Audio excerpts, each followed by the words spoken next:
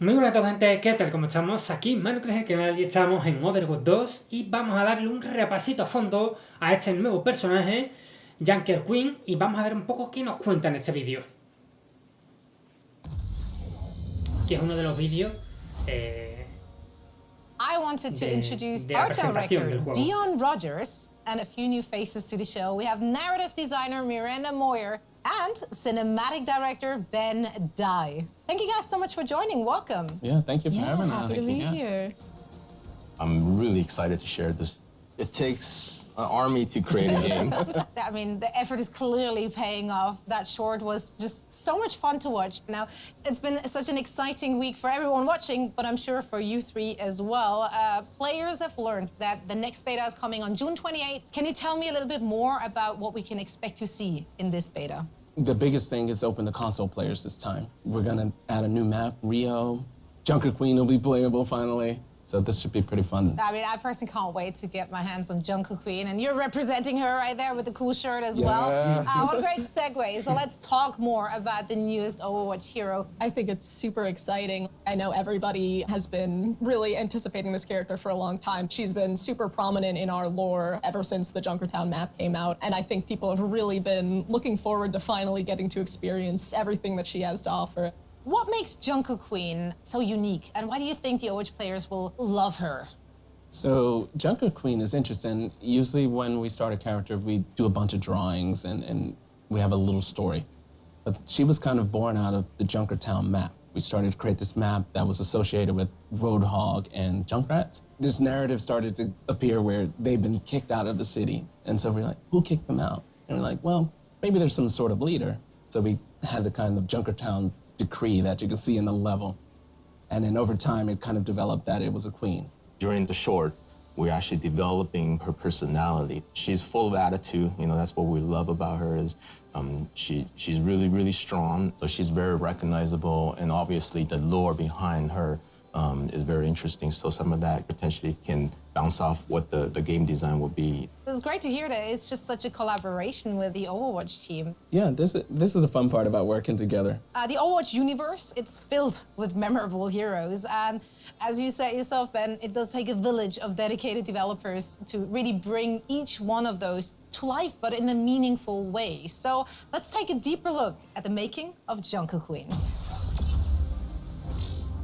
When we started on Junker Queen, first we have to decide what kind of role she's going to take. So she's a tank. She's a really aggressive tank. You know, we didn't want her to be kind of a Reinhardt style, stay back and guard her team. She's got this very ferocious nature, and we wanted for that to be represented in her gameplay as well. Personally, what I'm most excited about Junker Queen is just her big axe, you know, just to be able to swing that thing around is awesome. It's always great to have some sort of anchor point and make sure we really incorporate this axe into her abilities. Her secondary we call Jagged Blade. If you do your quick melee attack, she will kind of swing with the blade instead of normal punch. It does a little bit of extra damage and creates a wound on the enemy. So she can throw the blade as her secondary fire, and it's really a great sort of skill shot to be able to land on an enemy, especially like a moving enemy if you can land it.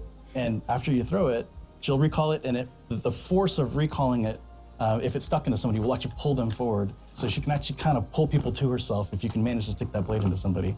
For Junker Queen's ultimate, we have an ability called Rampage. She creates this kind of whirlwind of magnetized metal, including her weapons, and it whirls around her, and then she dashes forward, and you try to go through as many enemies as possible and tag them all up. It also wounds everybody, which is really important because it's very easy to hit them with this large area effect, so it heals you for a lot. But also, it creates a debuff on the enemies that reduces the healing that they receive to 0. Our sound designer has done an incredible job with her. She's full of snarky fun to the way she plays. So all throughout her kit, there's little guitar sounds actually hidden. So if you listen to her axe, she pulls it out and there's a big screech on the guitar strings and she pulls it forward. We have a wonderful actor named Leah who we found after a huge global search trying to find the right voice for her. Here I am. It's really amazing when the right actor matches the character and the personality. You feel this sort of magic that comes out of it. I think players are gonna love her. She's scary, she's awesome. She's a departure from any other hero that we have here. You know, this is just a straightforward badass character. She's just been so much fun to work on, and I'm just so glad to get her in people's hands finally. The Queen of Junkertown has arrived. So how does the Junker Queen fit into the overall world of Overwatch? I think Junker Queen's pretty interesting because there have been previous rulers of Junkertown. Junker Queen was not always the queen. And the old rulers of Junkertown have always been kind of content to just, lord over the city. But Junker Queen, she has a very big axe and big ideas to go along with it. What did you aim to achieve when developing Junker Queen? We want to tell deeper stories for our heroes, have heroes that are connected to the world of the game. Big thing for Overwatch 2 is to move the lore of Overwatch along, so these type of heroes help that. What are her abilities, and how do those abilities actually make her successful in the role she's in? What's pretty awesome about this hero, she was developed when 5v5 from the start. She was never a part of the 6v6 world of Overwatch. Knowing she's the only tank on the team, what abilities that will help bolster the team. She has this commanding shout. It boosts the speed and armor of the heroes around her. So, especially you need to push through a choke. She does the shout. All the players hear it. They move forward. She has a bunch of weapons, I think she named one of her weapons, right? Yeah, her knife that she throws and pulls back is named Gracie. Yes, right. A lot of her abilities kind of drain on the heroes and gives her health back. Her ultimate, basically, it shoots you forward and you do this whirlwind with her axe that it does like a big anti-nade on everybody around you. So she's very aggressive and people are going to have a ton of fun playing it. La verdad que está bastante top, está muy top este tanque. Y vamos a ver cuál es el otro support, un poco. Y nada, espero que os haya gustado este vídeo. La verdad que tengo muchísimas ganas de que podamos echarle mano ya al juego oficialmente, ya nada de betas ni nada de cosas raras ni nada por el estilo. Y nada, espero que os haya gustado este vídeo. Dale a like, suscribiros al canal, activar la campanita para más, compartir el vídeo. Ya sabéis que estoy subiendo todos los días 3 vídeos diarios, así que dale bastante caña. Os dejo las redes sociales en la descripción para que me sigáis, y el botón de miembro y el botón nuevo de gracias está activado para que apoyéis directamente al canal. Nos vemos en la siguiente. Adiós.